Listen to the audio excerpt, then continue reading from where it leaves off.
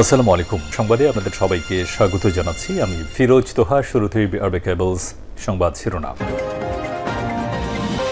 পুরোদমে Iran, Israel এবং ফিলিস্তিন যুদ্ধ চলছে, আর এই মুহূর্তে আমাদের হাতে এসছে যুদ্ধের ভয়ঙ্কর কিছু গুরুত্বপূর্ণ আপডেট সংবাদ। শুরুতেই জানাবো, গাজায় ইসরায়েলি হামলা বন্ধের উপায় জানালেন মার্কিন দূত। ফিলিস্তিনের স্বাধীনতাকামী সংগঠন হামাস সকল জিম্মিদের মুক্তি দিলেই গাজায় ইসরায়েলি হামলা বন্ধ হবে বলে জানিয়েছেন মার্কিন প্রেসিডেন্ট ডোনাল্ড ট্রাম্পের জিম্মি বিষয়ক প্রতিনিধি অ্যাডাম বোহলার। আল জাজিরাকে দেয়া সাক্ষাৎকারে সব কথা বলেছেন তিনি। জিম্মি বিষয়ক দূত আরও বলেন, আমি আপনাকে বলছি, দ্রুতই হামলা বন্ধ হবে যদি দ্রুতই জিম্মিদের মুক্তি দেওয়া হয়। যেদিন জিম্মিদের মুক্তি দেওয়া হবে সেদিনই হামলা বন্ধ করা হবে। এরপর জানাবো, ইরান পারমাণবিক অস্ত্র তৈরির কাছাকাছি বলছে IAEA। ইরান বিপজ্জনকভাবে পারমাণবিক অস্ত্র তৈরির কাছাকাছি পৌঁছে গেছে বলে সতর্ক করেছেন আন্তর্জাতিক আণবিক শক্তি সংস্থা IAEA। জাতিসংঘের পর্যবেক্ষণ সংস্থা প্রধানের তেহরানের যার কয়েক ঘন্টা আগে এমন বিস্ফোরক তথ্য সামনে আনল IAEA। এদিকে যুক্তরাষ্ট্রের 245% শুল্ক আরোপের প্রতিক্রিয়া যা বলল চীন। যুক্তরাষ্ট্র প্রতিনিয়ত শুল্ক আরোপ নিয়ে গেম খেললে তাতে মনোযোগ দিবে না চীন। আর চীনের পররাষ্ট্র মন্ত্রণালয় তথ্য জানিয়েছে। এমন এক সময় বেইজিংয়ের পক্ষ থেকে মন্তব্য এলো যখন হোয়াইট হাউস বলছে চীনের পাল্টা পদক্ষেপের ফলে তাকে এখন 245% শুল্ক আরোপের মুখোমুখি হতে হবে। খবর রয়টার্সের। এদিকে হার্ভার্ড বিশ্ববিদ্যালয় একটি তামাশার জায়গা, এটি ঘৃণা এবং মূর্খতা শেখায় বললেন ডোনাল্ড ট্রাম্প। হার্ভার্ড বিশ্ববিদ্যালয়ের কর্মকাণ্ডকে তামাশা বলেছেন মার্কিন প্রেসিডেন্ট ডোনাল্ড ট্রাম্প।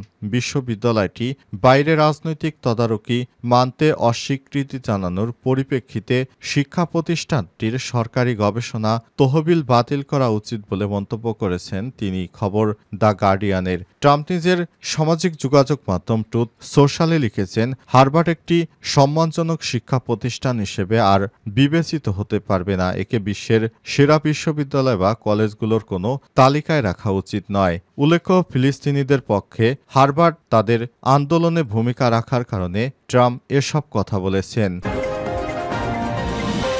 এবং সর্বশেষ জানাবো, জনগণই বাংলাদেশের ভবিষ্যৎ নির্ধারণ করবে বলছে যুক্তরাষ্ট্র। বাংলাদেশের ভৌগোলিকভাবে গুরুত্বপূর্ণ এবং দেশটির জনগণের সামনে অনেক চ্যালেঞ্জ রয়েছে বলে মন্তব্য করেছেন মার্কিন পররাষ্ট্র দপ্তরের মুখপাত্র ট্যামি ব্রুস। যে চ্যালেঞ্জ এবং ভবিষ্যৎ নির্ধারণ বাংলাদেশের জনগণকেই ঠিক করতে হবে। আজ নিয়মিত সংবাদ সম্মেলনে বাংলাদেশ ইস্যুতে প্রশ্নে এমন মন্তব্য করেছেন মুখপাত্র টমি ব্রুস। প্রিয় দর্শক, এতক্ষণ শুনছিলেন সংবাদ শিরোনাম, এবারে বিস্তারিত। তবে তার আগে বন্ধুরা, অনুরোধ থাকবে সংবাদটিতে একটি লাইক দিন। এই চ্যানেলে আপনি নতুন হয়ে থাকলে আমাদের সংবাদটি দেখতে দেখতে চ্যানেলটি সাবস্ক্রাইব করে রাখুন। আর বন্ধুরা, গাজা যুদ্ধে আপনি যদি নিরীহ ফিলিস্তিনিদের ভালোবেসে থাকেন, কমেন্টে ইয়েস লিখে বিশ্ববাসীকে জানিয়ে দিন আপনি বিশ্বের কোন স্থান থেকে আমাদের সঙ্গে রয়েছেন। এবারে বিস্তারিত। গাজায় ইসরায়েলি হামলা বন্ধের উপায় জানালেন মার্কিন দূত। ফিলিস্তিনের স্বাধীনতাকামী সংগঠন হামাস সকল জিম্মিদের মুক্তি দিলে গাজায় ইসরায়েলি হামলা বন্ধ হবে বলে জানিয়েছে মার্কিন প্রেসিডেন্ট ডোনাল্ড ট্রাম্পের জিম্মি বিষয়ক প্রতিনিধি অ্যাডাম বোহলার। আল জাজিরাকে দেয়া সাক্ষাৎকারে সব কথা বলেছেন তিনি। জিম্মি বিষয়ক দূত বলেন, আমি আপনাকে বলতে চাই, দ্রুতই হামলা বন্ধ হবে যদি দ্রুতই জিম্মিদের মুক্তি না দেওয়া হয়, তাহলে হামলা বন্ধ হবে না। যেদিন জিম্মিদের মুক্তি দেওয়া হবে সেদিনই হামলা বন্ধ হয়ে যাবে। বুধবার 16 এপ্রিল বোহলের এমন মন্তব্যের সময় গাজা ইসরায়েলি হামলায় নিহতের সংখ্যা ছাড়িয়েছে 51,775 জনে। এছাড়াও মার্চে ট্রাম্প প্রশাসনের মধ্যস্থতায় যুদ্ধবিরতি ভেঙে যাওয়ার পরই গাজায় আবারও হামলা শুরু হয়। ইসরায়েল এরপর হামলা চালাতে শুরু করে 1652 জন নিরীহ মানুষ নিহত হয়েছে। ইসরায়েলে হামলা চলমান সত্ত্বেও বোহলার বলেছেন, সিদ্ধান্ত হামাসের কাছেই। তিনি আরও বলেন, হামাস যে কোনো সময় হোয়াইট হাউসের সঙ্গে যোগাযোগ করতে পারে এবং পরিস্থিতি অবসান ঘটাতে পারে। বোহলার বলেছেন, ট্রাম্পের বার্তা স্পষ্ট, সব জিম্মিদের মুক্তি না দিলে কিছুই এগোবে না। এই দূত আরও বলেন, প্রথম ধাপ হলো সব জিম্মিদের মুক্তি দেওয়া, দ্বিতীয় ধাপ হলো আমরা কি করব সেটা ঠিক করা। তবে হামাসের দাবি, নতুন চুক্তির যুদ্ধ বন্ধের পরই জিম্মিদের মুক্তি দেয়া হবে। এই ধরনের চুক্তিতে এমন কিছু নিশ্চয়তা অন্তর্ভুক্ত থাকতে হবে যা এখন পর্যন্ত বাস্তবায়ন হয়নি, যেমন গাজা থেকে ইসরায়েলি বাহিনী সম্পূর্ণ প্রত্যাহার।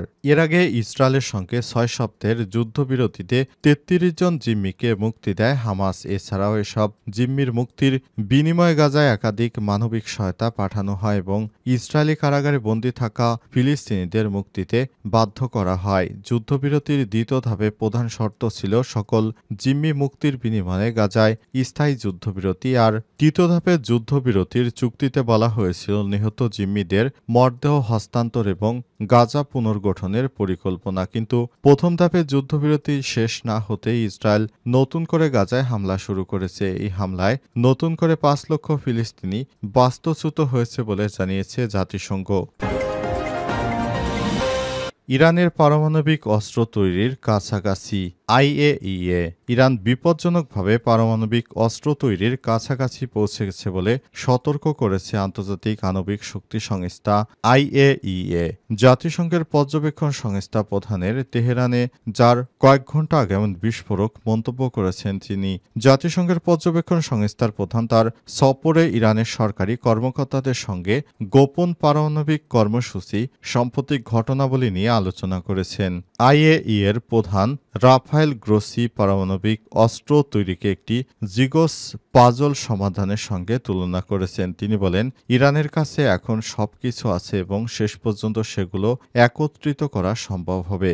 গ্রোসি ফরাসি সাংবাদিক লে ম্যান্ডেনকে তেহরানে পারমাণবিক অস্ত্র তৈরির উচ্চাকাঙ্ক্ষা সম্পর্কে বলতে গিয়ে বলেন, ইরান পারমাণবিক বোমা তৈরির থেকে খুব বেশি দূরে নয়।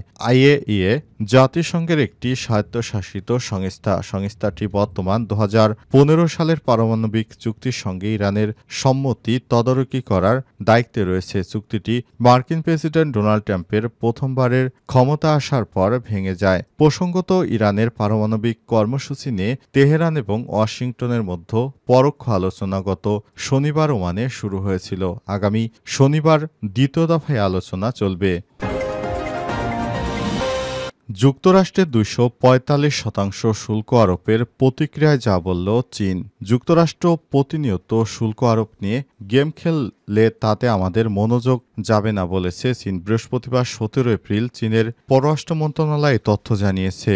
এমন এক সময় বেইজিংয়ের পক্ষ থেকে এমন মন্তব্য এলো যখন হোয়াইট হাউস বলছে চীনের পাল্টা পদক্ষেপের ফলে তাদের 245% শুল্ক আরোপের মুখোমুখি হতে হবে। খবর রয়টার্সে আজ প্রকাশিত একটি নথিতে হোয়াইট হাউস জানিয়েছে চীনের উপর পারস্পরিকভাবে শুল্ক আরোপ করা হয়েছে 125%। এছাড়াও ফেন্টানলের 20% শুল্ক আরোপ করা হয়েছে। অন্যায্য বাণিজ্য নীতির কারণে কিছু পণ্য শুল্ক হার 7.5% থেকে বাড়িয়ে 100% করা হয়েছে।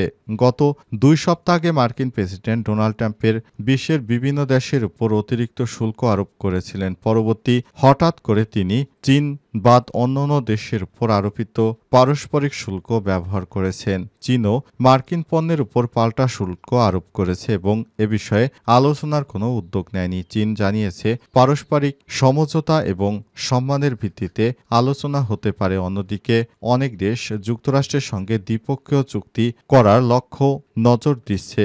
গত সপ্তাহে চীন বিশ্ব বাণিজ্য সংস্থার কাছে একটি নতুন অভিযোগ দায়ের করেছে, যেখানে বেইজিং যুক্তরাষ্ট্রের শুল্ক আরোপ নিয়ে গভীর উদ্বেগ প্রকাশ করেছে এবং ওয়াশিংটনের বিরুদ্ধে বৈশ্বিক বাণিজ্য সংস্থা নিয়ে বিভিন্ন মতামত ব্যক্ত করেছে এবং ডোনাল্ড ট্রাম্পের সমালোচনা এসছে বিশ্বের বিভিন্ন দেশ থেকে।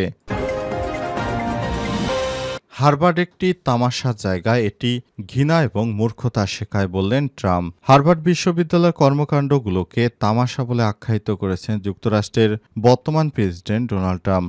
বিশেষত হার্ভার্ড বিশ্ববিদ্যালয়ের অনেক শিক্ষার্থীরা ফিলিস্তিনের পক্ষে বিক্ষোভ করার পরই হার্ভার্ডের উপর অনেকটা রাগান্বিত হয়েছেন মার্কিন প্রেসিডেন্ট ডোনাল্ড ট্রাম্প। তিনি হার্ভার্ড বিশ্ববিদ্যালয়ের বিভিন্ন সুযোগ সুবিধা বাতিল করে দিয়েছেন। পাশাপাশি হার্ভার্ড বিশ্ববিদ্যালয়ের শিক্ষকদেরও তিনি একরকম গালাগাল দিয়েছেন। সেখানে যুক্তরাষ্ট্রের প্রেসিডেন্ট হার্ভার্ড বিশ্ববিদ্যালয়ের শিক্ষকদের তিনি পাগল বা ইত্যাদি নানা রকম কুরুচিপূর্ণ কথা বলেছেন। এমনকি হার্ভার্ড বিশ্ববিদ্যালয়ের জন্য 2.2 বিলিয়ন মার্কিন ডলারের ফেডারেল রিজার্ভ বাতিল করেছেন।